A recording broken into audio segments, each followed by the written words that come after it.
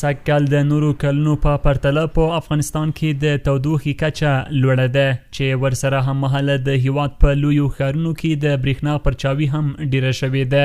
کابل ښاریان په ګرمۍ کې د برېښنا له ډیرې پرچاوۍ څخه شکایت کوي. دوی وایي چې په سخته ګرمۍ کې برېښنا ته ډیره اړتیا لیدل کیږي او د ژوند ډیری برخه په برېښنا پورې تړلې ده. دوی دغه راز له برېښنا شرکت څخه غوښتنه کوي چې یادې چارې ته دې پاملرنه وکړي. په دې وروستیو کې یو خانوار ډېره کمه ده او بل د برېښنا ریاست پرچاویان بیخي ډېرې کړي، یعنی مکمل په 40 ساعتو کې په ورځ کې 15 ساعته برق وسي، نو دا د ماشومانو د مریضېدو او د نور کورنۍ تکلیفېدو سره ډېر مواجه دي. نو دا موږ خواهش ده کولی وشي چې دا پرچاویان لږ کمې کړي او برقونه ډېر کړي. والا برق خو کم است، مردم د برېښنا پرچاوی ډیر دی، له بلې خوا هوا هم ګرمه ده چې خلکو ته یې ګڼې ستونزې پیښې کړي دي. په کورونو او دفترونو کې برېښنا نشته. موږ له برېښنا شرکت څخه غوښتنه کوو چې برېښنا ډیره او پرچاوی کم کړي. له برېښنا پرته هیڅ کار نه کیږي. دا د کابل ښار د درېیمې ناحیې اړوند د همزنګ سیمه ده. د دې سیمې کاروباریان او هټیوال وایي د برېښنا نشتون یې پر کارونو منفي اغیز کړی دی. د دوی په خبره ټوله ورځ د برېښنا په تمه ناست وي او کارونه یې کمرنګه شوي دي.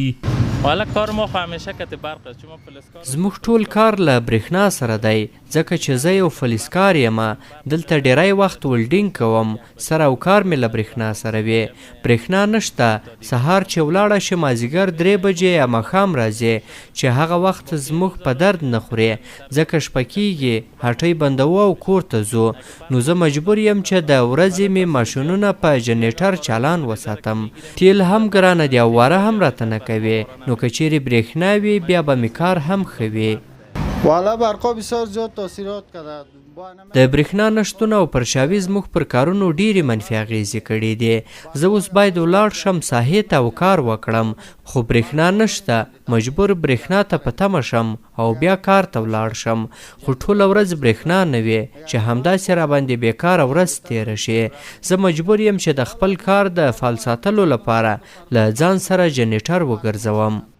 بلخوا د افغانستان د برېښنا شرکت مسؤلین په کابل ښار کې د برېښنا د پرچاوۍ ستونزه مني، خو وايي ښاریان له ګرمۍ څخه د مخنیوي په پار د کورونو د سړولو لپاره په پریمانه کچه له سړونکو وسایلو ګټه اخلي چې دغه څه د برېښنا د کموالي او پرچاوۍ سبب کیږي.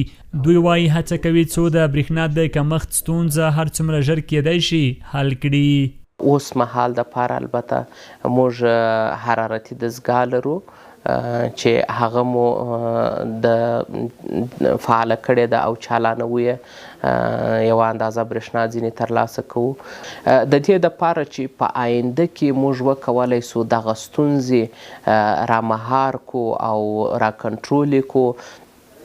د دې دپاره موږ یو 15 کلن ستراتیژیک پلان جوړ کړی دی چې په هغه 15 کلن ستراتیژیک پلان کې موږ کوشش کوو چې د داخلي منابعو څخه تر 1000 میګاواټه د تولید کچه لوړه کړو. د برېښنا شرکت مسؤلین وایي دا چې په کابل ښار کې تقاضا ډیره او عرضه کمه ده، نو په لنډمهاله کې د دغې ستونزې د حل هڅې کړي دي. څو استوګنیزو سیمو ته په 24 ساعتونو کې یوازې 45 سلنه برېښنا ورسوي. د دوی په خبره چې په اوږدمهاله کې د دغو ستونزو د له منځه وړلو لپاره یې په یو 15 کلن پلان کار روان کړی چې په عملي کولو سره به یې د برېښنا په برخه کې ټولې ستونزې حل شي. عبدالله حیدرزی، CGTN پښتو، کابل.